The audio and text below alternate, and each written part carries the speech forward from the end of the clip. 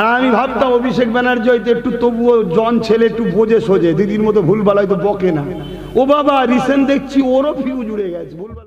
আর ভাইপোকে যখনই ধরতে আছে তুমি রাস্তায় বসে পড়ছো, এখানে কেন বলছে, তা তুই তোর বদমাইশিটা শুধরে তাহলে হুজুরও বলবে না। আর আমি ভাবতাম অভিষেক ব্যানার্জি হয়তো একটু তবুও জন ছেলে, একটু বোঝে সোজে, দিদির মতো ভুলভাল হয়তো বকে না। ও বাবা, রিসেন্ট দেখছি ওরও ফিউজ উড়ে গেছে ভুলভাল বকছে। একটা জন কিছু বলছে না, আবার ভাবছেন না তো হুজুর এসব কথা বলছেন কেন? আরে তোরা রাজনীতির নেতা যদি আমার ধর্মের বিরোধী করিস, তা ধর্মগুরুরা তোদের বিরোধী করবে না? তোরা তোদের কাজ কর, আমরা আমাদের কাজ করব।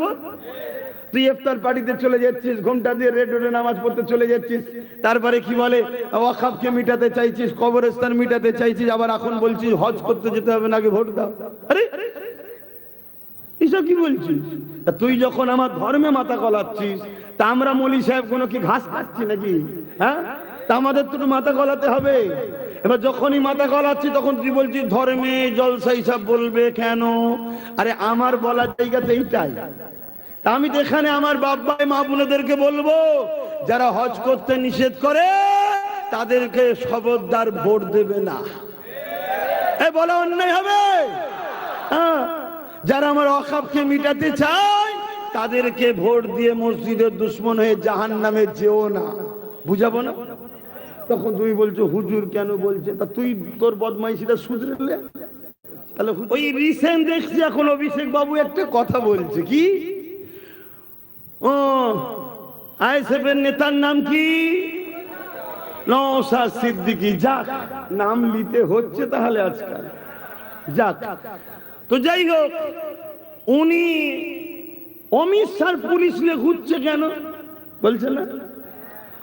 অমিত শাহকে যে পাহারা দেয়, মোদিকে যে পাহারা দেয়, তার পুলিশ নিয়ে ঘুরবে কেন? যদি তুমি চাও মানুষের দাবি তুলবে, তাহলে আগে অমিত শাহ পুলিশ ছেড়ে দাও, আমরা বাংলার পুলিশ তোমাকে প্রয়োজন হয় দেবো। বলছে না? তার মানে কি মুসলমানদের মাথায় ঢুকাতে চাইছে নওশাদ বিজেপির লোক, নওশাদ বিজেপির লোক, আর অভিষেক বাবু হচ্ছে বিজেপির দুশ্মন লোক। ওই জন্য মোদি অভিষেক বাবুকে দাওয়াত করে খাইয়েছে, নওশাদকে নয়। সন্ত্রাসকে নিরাপদে নয়, কেউ কোরআনের নিয়ে মিথ্যাচার করছে, বলছে 17 জন নাউজুবিল্লাহ বাকের কথা বলতে পারছি না, মিলে নাকি কোরআন লিখেছে। বলেছে না? বলেছে। বলো, এই জালিম হুকুমতকে রেখে মুসলিম উম্মার কি লাভ হয়েছে? বলো, তোমার ইসলামে নাকি রেপ করা ভালো কাজ, তোমাদের পাশে ভাট করা জালিমটা যখন বললো, তোমার এই বাংলার হুকুমত তাকে জেলে ভরেছে না। রেখে রেখে তোমার লাভ কি হয়েছে? বলো, চলো পাশে থেকে খারাপ বলো, যখন এই পাশে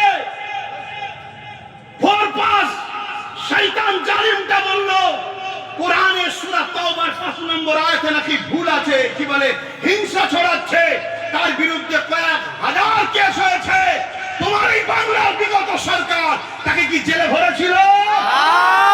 ভরেছে না। রেখে লাভটা কি হয়েছে তোমাদের? বলো, খুব ঠান্ডা মাথায় বলো, বিজেপির যদি সব থেকে বড় কেউ দুশ্মন হয় সেটা আমরা মুসলমানরা। এটাও বিজেপি জানে না? জানে না? জোরে বলো। জানে। বিজেপি সব থেকে বড় ক্ষতি আমাদের করবে, তাহলে বিজেপি যদি রুখতে হয় আমরা রুখবো। বিজেপির গুণকে দিয়ে বিজেপি রুখা যাবে না। তার প্রমাণ তোমাকে আমি দিয়ে যাচ্ছি। দেখো, কদিন আগে মালদা জেলায় কোন একজন উকিল, সে এমনি একটু ফটো তোলার খুব শখ, তাকে পুলিশের ডেকে নিয়ে গেছে যে একটু সামলা ভাই। পুলিশের ডাকে গিয়ে সামলাতে গিয়ে একটু ফটো তুলতে গিয়ে কিছু কথা বলতে হয়, তো কথাগুলো একটু বাজে বলে ফেলেছে, তাকে আমি সাপোর্ট করছি না, তার সাথে আমার কোনো আন্তরিকতাও নাই, সম্পর্কও নাই, কিন্তু বাস্তবটা বলছি। দেখো, তাকে বন্দি করে নেওয়া হলো, আর বন্দি করে বলছে মেন কালপিটকে ধরে ফেলেছি।